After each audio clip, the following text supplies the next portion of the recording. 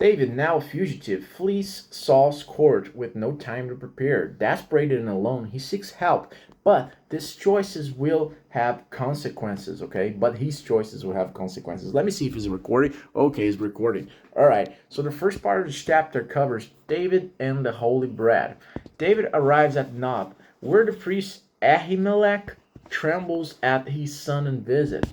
David lies, saying his own secret mission from the king. Okay, he asks for food and weapons.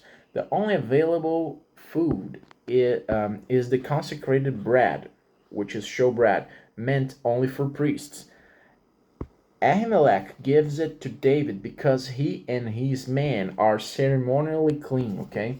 Jesus references this moment in Matthew chapter 12, verses 3 to 4, to show mercy matters more than ritual, okay? The second part of this chapter covers Goliath's sword. David also asks for a weapon. Ahimelech replies, "The sword of Goliath, whom you kill, is here." Yeah, the sword of Goliath, whom you kill, is here. Yeah, that's in his voice, okay? David takes it, saying, "There is none like it." Goliath's sword becomes a symbol. A past victory now fuels his escape. Meanwhile, Doeg, the Edomite, Saul's servant, sees this exchange. This will come back tragically later. Okay, we'll see this in the next one. All right, the third part of this chapter covers David feigns madness in Gath. David flees to Achish, king of Gath, enemy territory, but the servants recognize him. "Isn't this the one they sing about? Saul killed thousands, David tens of thousands?" Fearing for his life, David pretends to be insane. Scratch doors, lets spit run down his beard. Lets spit run down his beard. Yeah, Achish dismisses him. "Do I lack madmen that you bring this one?" David escapes by humbling himself completely, survivor over pride, right?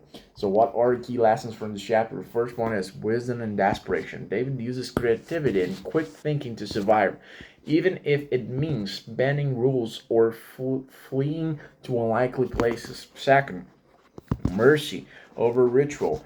Ahimelech's act of giving the holy bread models compassion in action, a theme Jesus affirms centuries later. Third lesson, choices have ripple effects. David's lie seems harmless but leads to tragedy in the next chapter, okay? And fourth lesson, even heroes can be humiliated. David, once a giant slayer, now draws at a gate to save his life. God often shapes character in caves, not palaces, okay? So on the run, David seeks sustenance and protection in sacred and enemy spaces. He receives holy bread, Goliath's sword, and narrowly escapes Gath by pretending to be mad. God's anointed king is being stripped of everything, but also being refined, okay? If you enjoyed this chapter, hit the like button, subscribe to the channel, drop a comment, and see you in the next one.